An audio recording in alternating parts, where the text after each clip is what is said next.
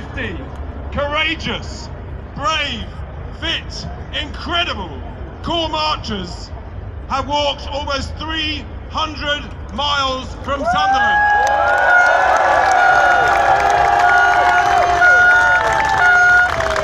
They've got blisters, they've got infections, their calves hurt, their knees hurt. But I tell you what, they believe in Britain, unlike all those MPs over there who want to bottle it. And we're not going to let them stop that, are we? No! So let's welcome them on the stage. The wonderful corps marchers. Here they come.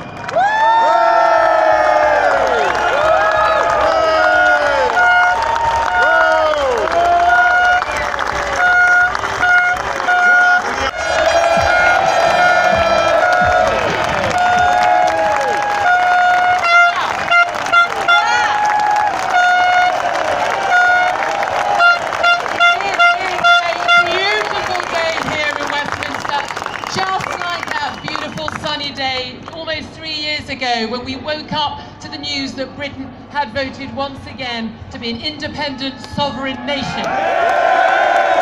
I have never been prouder of my country more than I was that morning. Thank you very much indeed, and I can't tell you what a wonderful feeling it is to be here with you all today, just 100 yards from being with so many MPs. I have to say that it's one of those days when I have felt so distressed and so angry about Parliament. You know, when we had that vote way back, and we all remember the wonderful feeling when we woke up and we knew that 17.4 million people had decided to leave.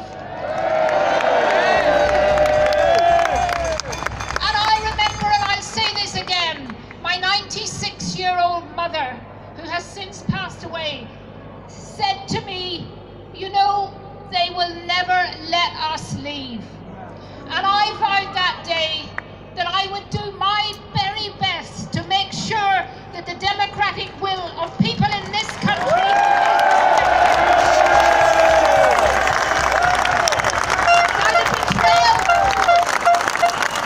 Thanks for coming. What passion you're showing today, it's really terrific.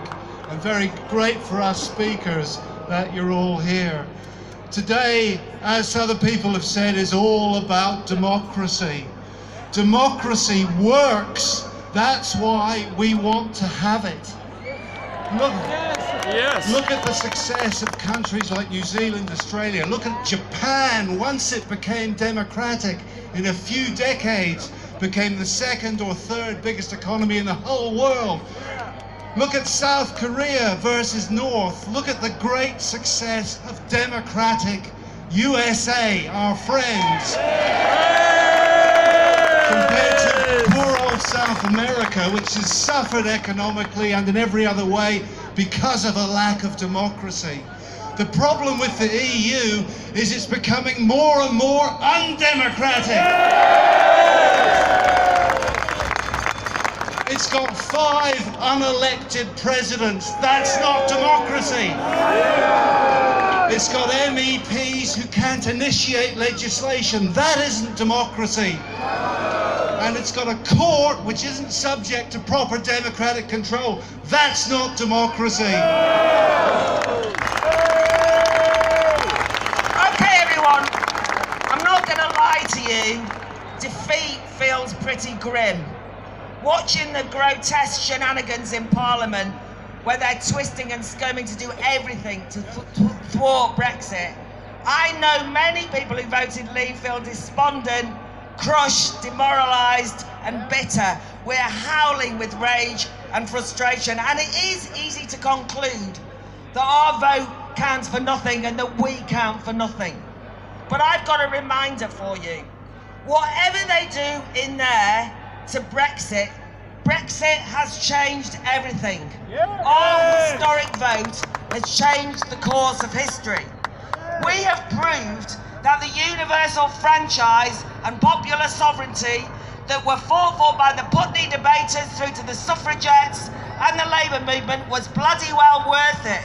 Because the establishment threw everything at us, didn't they?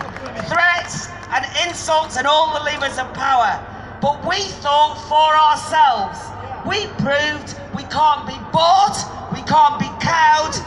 We voted, and we voted the way we wanted to vote. And we voted, and we won. That win sent shockwaves, not only towards all of them, but throughout the world. It changed the way the world views Parliament now. Parliament is exposed as enfeebled, populated by oh-so-clever tricksters with their machinations to undermine Brexit. But they forget, we see you. We can see you. You have exposed yourself as self-serving technocrats in a safe space echo chamber.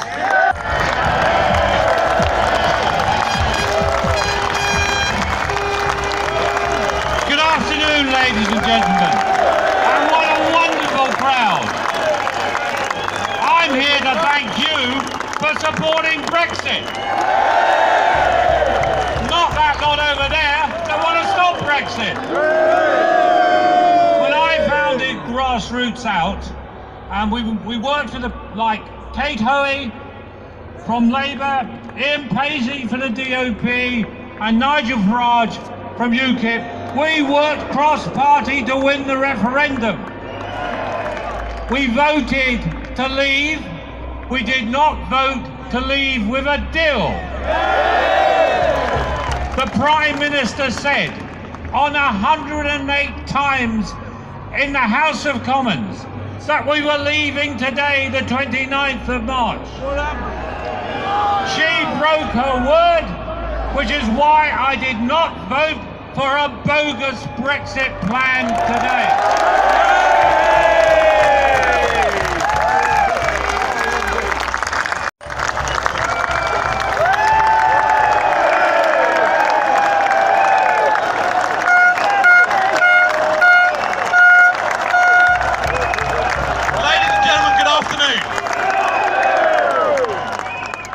Today has been a mixed day of emotions, because today we should have been leaving the European Union. But also we had a great result in the House of Commons. Now I have to tell you, it has been an interesting experience being a member of the European Research Group for the last year or so. We have been called all sorts of things. The Chancellor of the Exchequer called us extremists. Chris Patton called us vermin. The Today programme implied that we were neo-Nazis. And then for good measure, Donald Tusk sent us all to hell. So as we're all here today, I would like to take this opportunity to send a special message to all those Europhiliacs on the Today programme who have been pouring EU propaganda down our throats every morning for 30 years. And the message is this: up yours!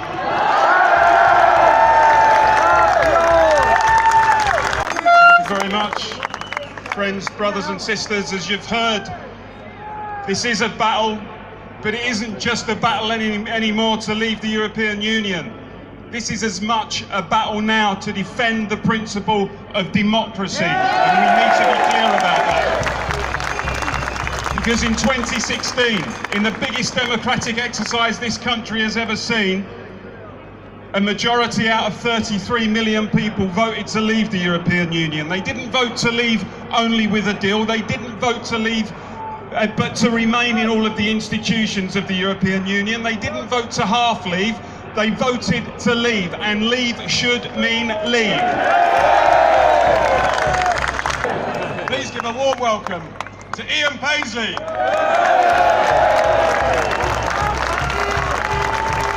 Greetings from the people of Northern Ireland. Nice to see the audience. You are red, You are white. You are dynamite. And it's great to see you in Parliament Square this evening. Ladies and gentlemen, there is a good story recounted in the good book. It says the wise build their house upon a rock. I am glad today we are standing with the rock of the British people. Of the withdrawal agreement that we will never, ever wear on our people. Your journey here has been long. It has faced many twists and turns. There will be more agonizing days and steps ahead. But ahead of us stands the sunny uplands of freedom. Our freedom. None of you have ever done a proper job in your lives. Brexit is going to happen anyway. Mr. Tusk, if you think the British people have changed their minds on Brexit, you, sir, are deluded. Please welcome to the stage, Nigel Farage.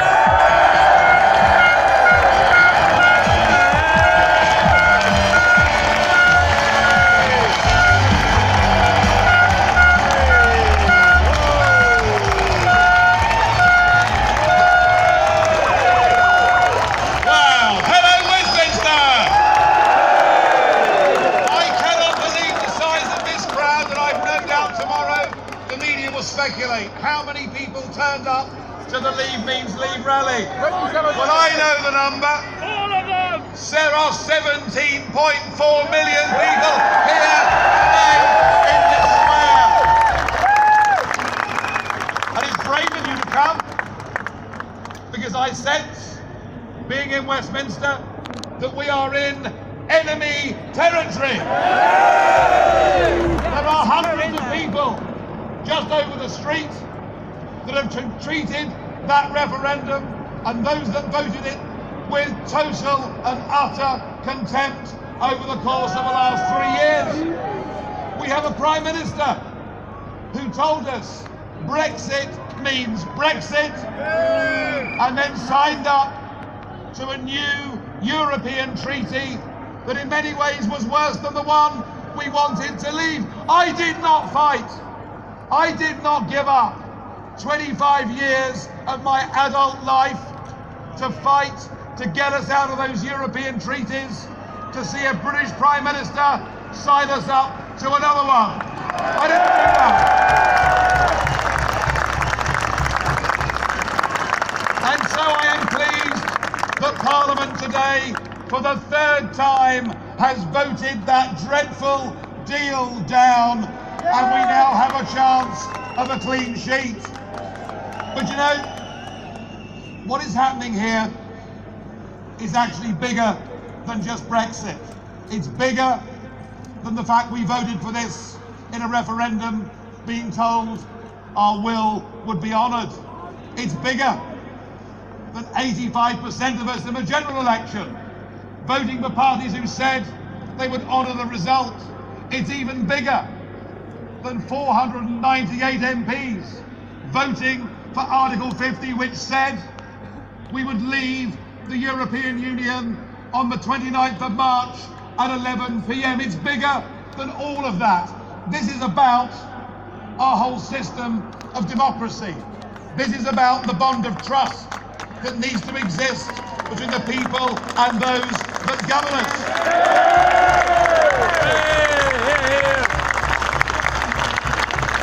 About who we are as a nation, what our standing is in the world, and frankly, I believe that what has happened over there has not just turned this day that should have been one of great celebration into a day that history will mark as a day of betrayal. I believe that what has happened over the course of the last 2 years is actually one of the saddest and worst chapters in the history of our nation. And what they want, What they want is to beat us down. What they want is us to give up. What they want is us to go away. But let me tell you, am I today on March the 29th downcast? Am I disheartened? No. No. I am more determined to fight back against this political class.